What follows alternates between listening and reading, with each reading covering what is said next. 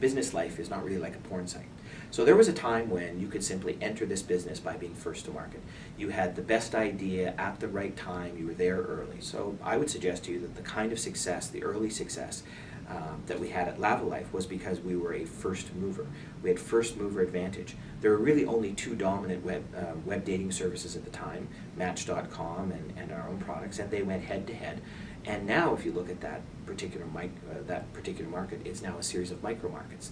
There are hundreds or thousands of competitors. They've narrowed from a global to a teeny tiny subset, and it would be practically impossible, I would suggest, for anybody to innovate in that space and count on the classic, if I build it, they will come. They won't. Let me be clear, they won't.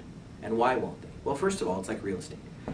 If you turn around and look, and you can't see it, but of course if you could look out the window behind me that I'm gazing onto and you looked at downtown Toronto, you would know that some of the most valuable pieces of land in this city are the blocks that define our core downtown. And the density around that is because there's a scarcity of locations, right? And you have only a few blocks with enough density to build a few buildings, and then that's it. Downtown is complete. Well, the same thing occurs on the web.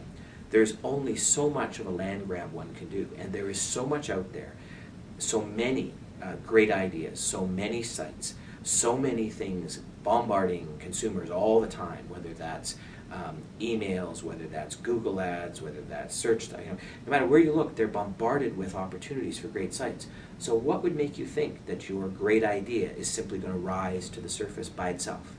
It won't. So if you decide to build it, what do you do to make them come?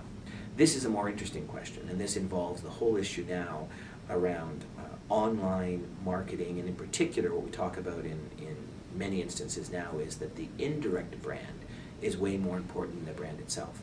So it's no longer about the messages that you actually issue about your business. It's not about your online brochureware site. It's not about that kind of stuff.